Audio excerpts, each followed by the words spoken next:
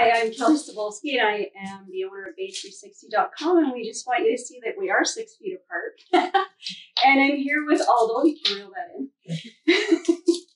I'm here with Aldo Ruberto today, and what we're going to be talking about is there's been so much in the news lately about building new buildings. I'm not even going to mention them. So what I wanted to talk about was something different, and just to clear up a few things, Aldo. When it comes to health in Thunder Bay and making decisions, say, is it the city that makes the decisions, or is it the Thunder Bay District Health Unit? Good question, Kelly, and thank you for inviting me. I appreciate that, and I'll get a chance to say a few words, I guess, on different subjects.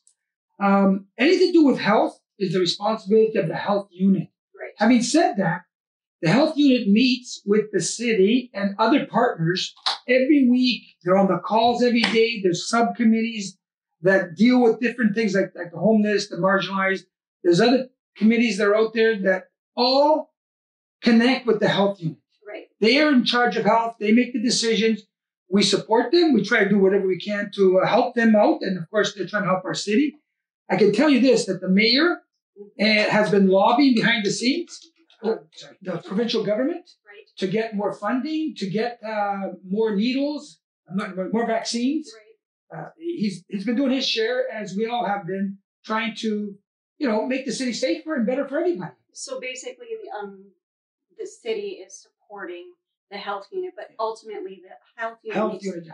I just wanted to clear that up for people because we see a lot of questions with that. So the short answer is the health unit ultimately makes the decisions with the provincial government. Right. So, so you've got the federal government that obviously looks after all of Canada, looks after everything to do with health. Mm-hmm. They give the money funding to the province and give each province a certain amount of money to deal with it. And each province makes their decision, and their decisions are based on what the health unit tells them, what they report.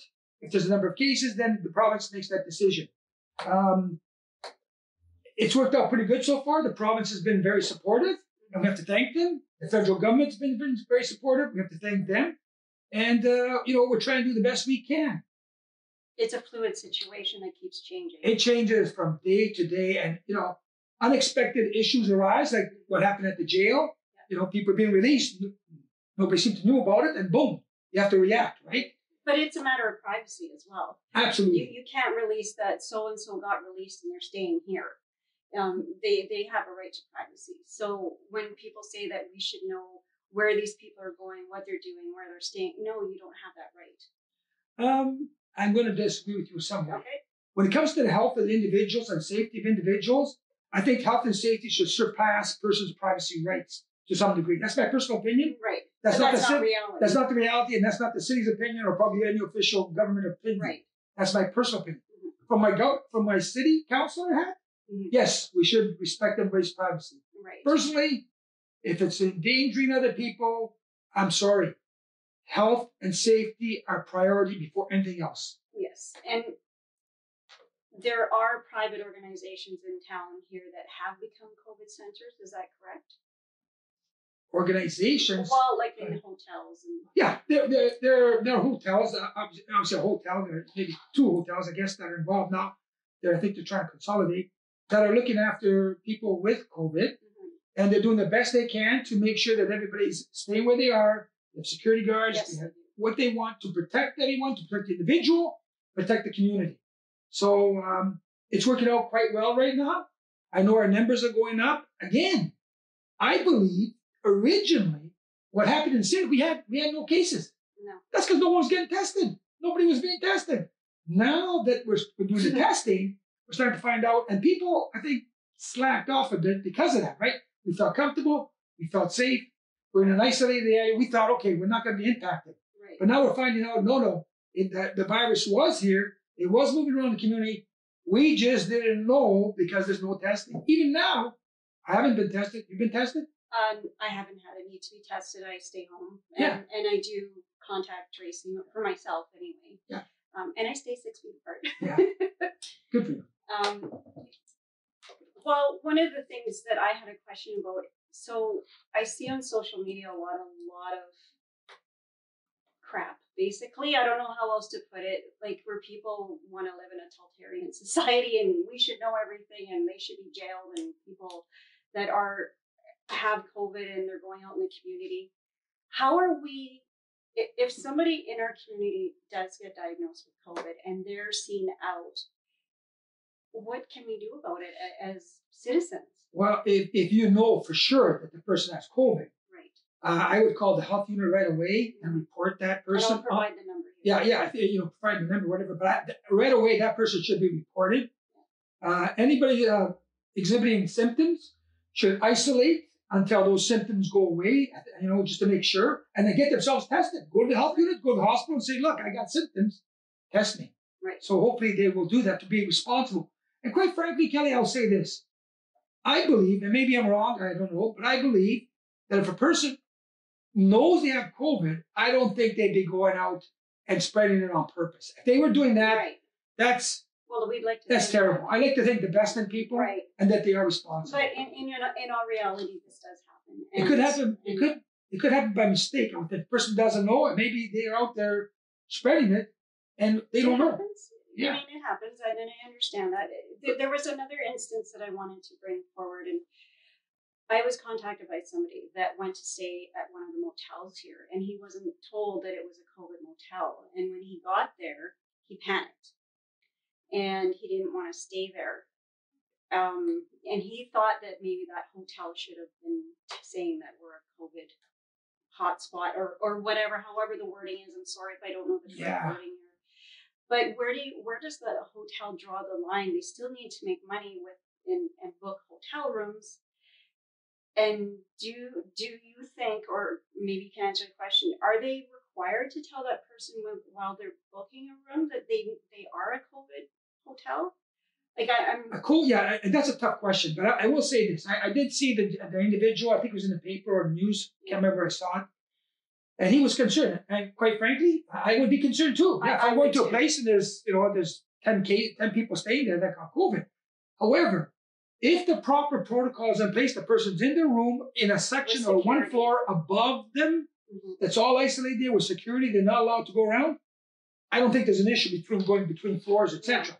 However, if those individuals walk around the whole hotel, I'd be very concerned. And I would say to the person, if I found out, I go to the manager and say, I want my money back, I'll leave. Now, from the other perspective, obviously a hotel has many rooms. If they're only allocating a certain floor to COVID cases, they don't want to lose their income from the rest of the places because they got jobs, families to feed, people to employ. They want to keep the hotel going. They want to make sure that, they're doing business as usual. So a tough call, but if they do it right, then no problem. If they're doing it wrong, then hey, let me know and I'll go somewhere else. Or if I see someone walk around and breaking laws, I'm out of there. Give me my money back. Yeah, and they did apparently have somebody that was running the COVID center in this particular hotel come up to them and try and reassure them, but I guess they were already gone at that point. Yeah. Like in their mind, they were like freaking out. So there was no calming anybody down at that point. Well, from my impression, I understand that a couple of groups came up from Toronto and other areas, Rubicon and another Red Cross group, and they were the ones that were starting to monitor the rooms, making sure it was okay. They would bring the food to the people, books, whatever the people needed. They were doing that.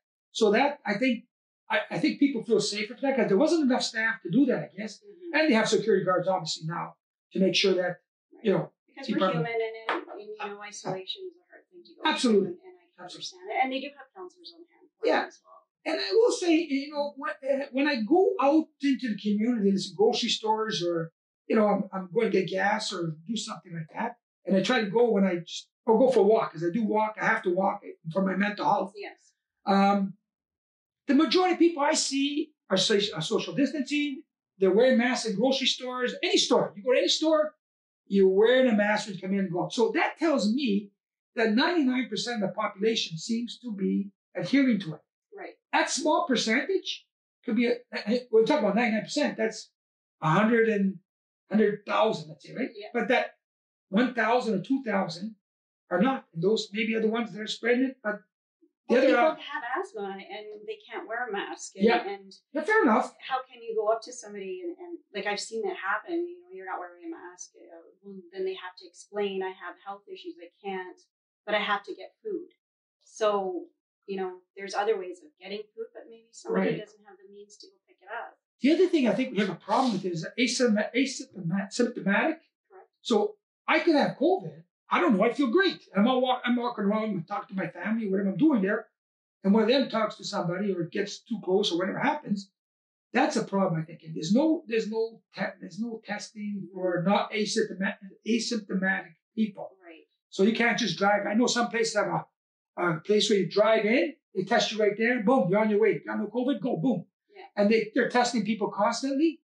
And by that random testing and volunteer testing, they're discovering, hey, this guy's got COVID. You know, sir, you have COVID, you have to go self-isolate. Boom. And the person may have no symptoms. So they know for 14 days they're out of the beat. But if you don't say nothing and we don't find out, that could keep on going.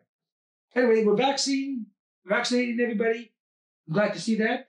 Hopefully, we got extra numbers of vials now, thanks to the provincial government. They haven't declared us a hotspot yet, but they are treating us like a hotspot.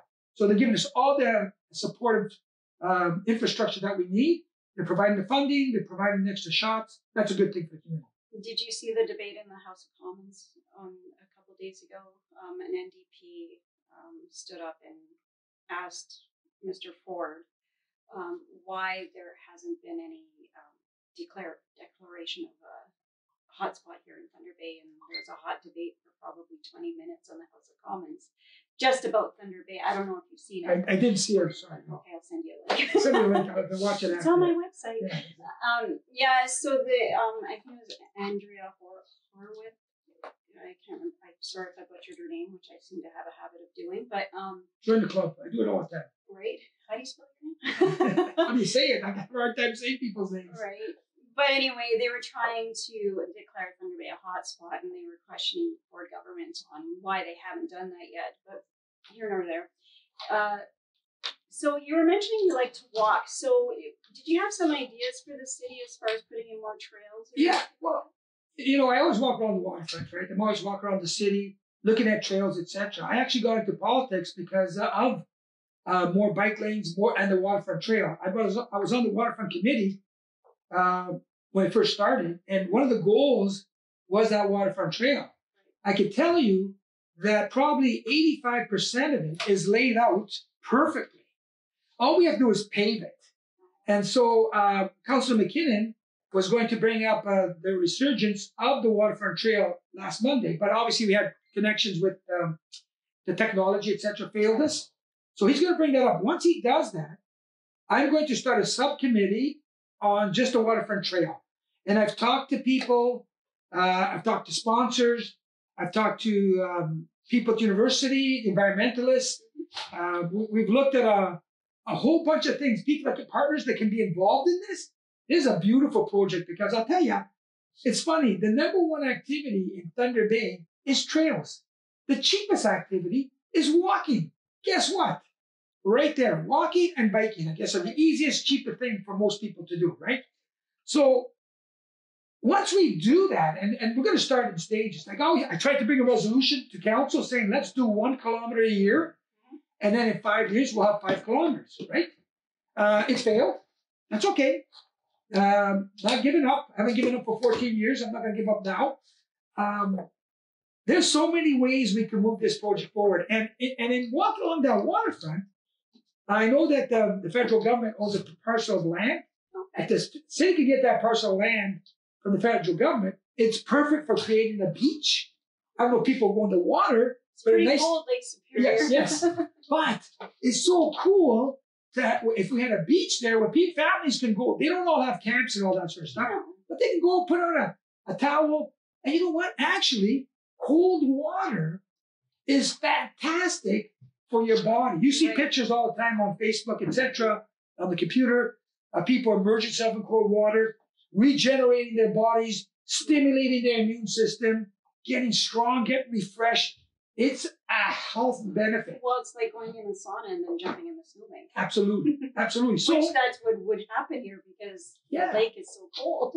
So you know, we're looking at getting partnerships. We're looking at moving this project forward. So I'm excited about it, and we'll see where it goes. It's up to council to make that decision. It'll be a lot of fun. At least well, are they going to tear down Victoriaville? Yes. Yes. Yes. The direction was to tear down Victoriaville. Actually, I can see it out the window over here. The direction was to tear it down. Again, it's a very complicated because all the underground plumbing, sewage, electricity is all overhead now, right? So they have to re-engineer the whole thing and design the whole concept of what it's going to look like. Are we going to have a street going right through it? Is it going to be like a plaza? Is it going to have just a walkability? Whatever the decision make, they're looking for input from the community. So hopefully the community, the BIAs, the stores, everybody, the community will put their ideas together. And you know what? This is, like I said, this about the downtown South Core. I like to call it the uptown. You know, it's gone through some tough times lately, but it's probably one of the most exciting places to regenerate. It's very resilient. Very resilient. And if you look at the world, New York City, they had Soho. Toronto had Yorkville. I worked in Yorkville in the 70s. Yorkville, when it first started, was a dilapidated area, and so was Soho. Right. And so were the parts in San Francisco. The most beautiful parts now, the most exclusive, were all run down, beaten down places. What happened to regenerate those places is the prices went down. When prices go down for rent, for buildings, etc., the private sector moves in and the resurgence starts. The beautiful part about the downtown core area, if you're a business, is the fact that there's probably 2,000 to 3,000 people that come down here every day to work. Mm-hmm. So any business that wants to attract those customers who are there every day, no matter what, their cars are parked, they're walking around, will do, I believe, very well if you're a good business. Well, so absolutely. We've had a numerous amount of buildings being sold, which is great for the area because young people are moving in and they're growing. So, you know, Hot Sauce just moved into they were in the area. Yes. They just moved because they need a bigger space. Yeah. And where they move? In the area. Perfect. And I know of a few other businesses that started in the area, expanded, and stayed in the area. One of them was Thrive. Yes. They started they started by building. Great organization, great business. And they expanded so quickly, but they found another spot in the area because it's reasonable. Yes, and the people in the area are fantastic as well. Yeah, you know, it's the people that make the area. And I know that we deal with a lot of social agencies in the area because we're humans. We believe in humanitarian. You have to be somewhere. You have to, you know, you've got to open up and take care of everybody. At the same time, people have to respect the people that are helping them. Yes. And people have to take ownership of their lives. And if we do everything for everybody, you're not giving them any hope. You're not giving them any encouragement. People they're helping have to buy in. They have to want to get help. And I think that's how it works. It's a partnership. You know, it works, everyone working together. And you do sit on the board with Lisa? Yes, I do. I'm on the District Social Services Board. I'm also the chair of the Poverty Reduction. And when I bring resolutions forward, it's there to help everyone, including the marginalized, the poor. It's not to, you know, people will call me a racist. They'll call me I'm against the homeless. I'm against the marginalized. They'll say whatever they want to say. I don't really care what they say. Actions speak louder than words. At the end of the day, it's not about helping one particular group. It's helping everybody. You can't just say, let's do something that's fantastic for this group and hurts everybody else. That doesn't work. We're society. We're going to help you. You're going to help yourself. Period. We're going to give you all the tools to help yourself. But you have to help yourself. You have to want to get the help.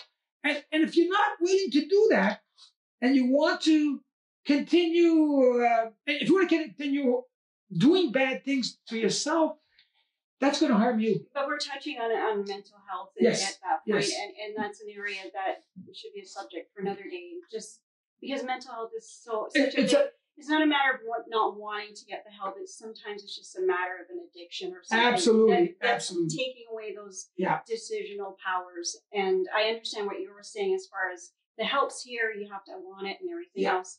But sometimes if somebody's in withdrawals of addiction, they can't. And that's we fair. lose people. And we lose people. And we've been losing people like crazy during the pandemic. And I know a lot of people that have died from the area here. And it's very unfortunate. Yeah. I know that there's a lot of fantastic groups out there and navigators and social agencies that are trying to help. And they're reaching out. Northwest Community Center there, Health Center is fantastic. Points is fantastic. Pace, Grace, I can name them all. They're all out there to help you as much as possible. At the end of the day, the reality is, whether it's mental health, whether it's addictions, if a person doesn't come forward and doesn't want to help, I don't know what, I have no clue as to how to help them. We're trying everything we possibly can and make it as easy as possible. I wish I knew the answers for everything. I don't have those answers. And I hope that somebody out there will give us the answers. It's a very, very deep subject. Yes. And one thing I do know, Kelly, changing the Mental Health Act would help a lot. Yeah. Because when you see someone who has mental health issues and they're doing things to harming their own self, I think society should be able to step in and say, let's take this individual for his own health. Let's put him somewhere safe. Let's take care of him until they get better. I think society should have that opportunity. But that would be taking an individual's rights. Yes, taking the rights. And in Canada, we live in a democracy. Yes. You can't do that. And if you're lucid enough to say, I don't want to do this, well, we can't force you. So again, Kelly, it goes back to what's best for the individual. Mm-hmm. Okay, so let's not do that. Right. Let's watch the individual die and say, you know what? We protected his rights. We protected his privacy. And he died. Wow, we feel good. I feel good about that.